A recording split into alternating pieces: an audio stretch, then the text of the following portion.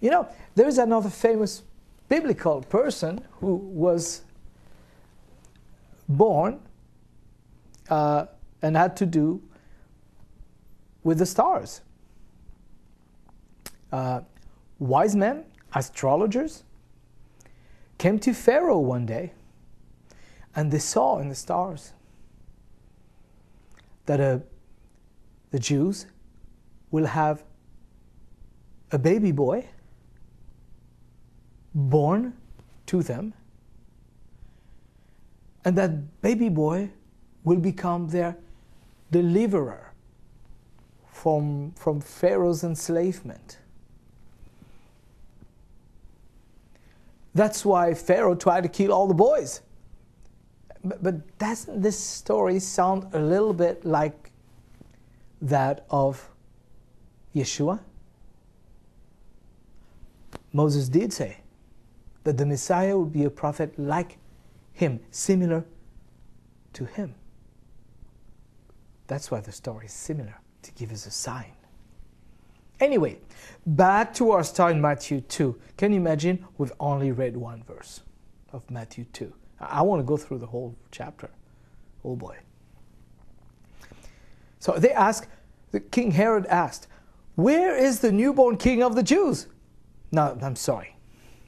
The wise men asked King Herod, "Where is the newborn king of the Jews? For we saw his star in the east and have come to worship him."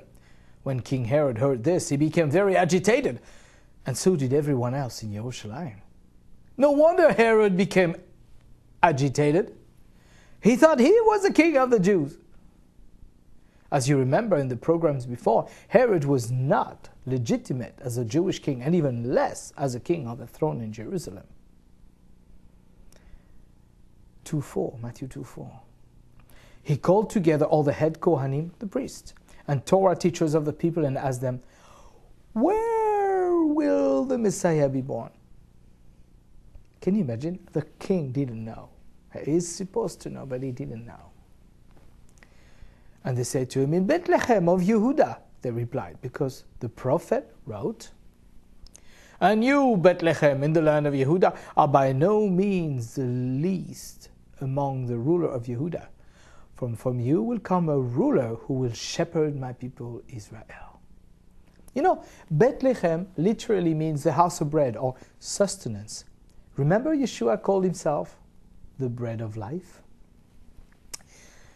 Matthew 2:7. Herod summoned the Magi to meet with him privately and asked them exactly when the star had appeared.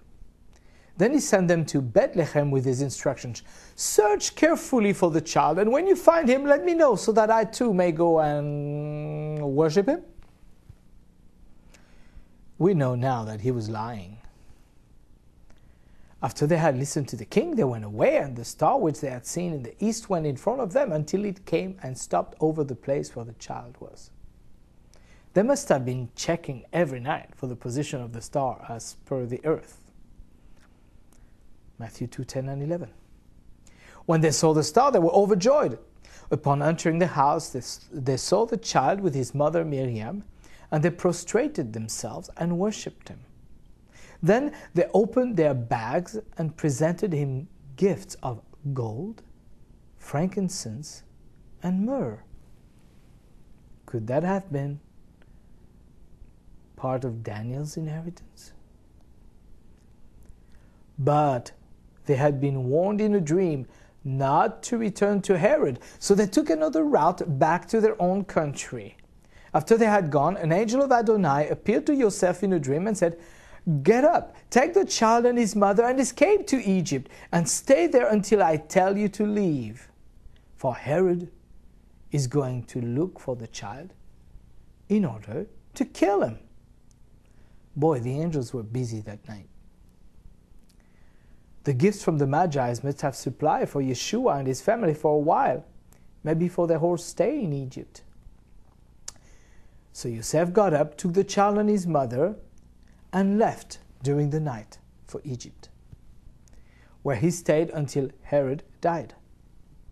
This happened in order to fulfill what Adonai had said through the prophet, "Out of Egypt I called my son." Here, Matthew continues teaching us the relationship between Yeshua's miraculous birth and beginnings as foretold in Hebrew scriptures. Here, Matthew intersects two verses to make one idea. This is very common in Jewish hermeneutics.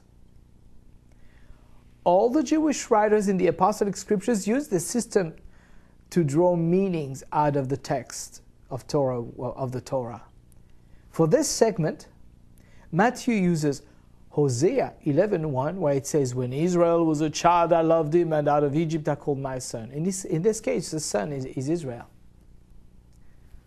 But he also uses Psalms 2:7, where the Messiah speaks through David and says, "Adonai said to me, 'You are my son, today I became your father.'" Psalms 8 talks about kiss the son lest he be angry. So here we have an intersection of two verses to make an idea. In a certain way, Messiah and Israel really intersects a lot in their lives, in destiny, in their story. Like today, Israel is in exile. Messiah is in exile. You see, when Israel was sent out, Messiah was also sent out to the Gentiles. Now Israel is having a revival of people who believe in Messiah. That shows us. That shows us that Messiah is ready to return. He's going to go back home, where he's from, where he was born.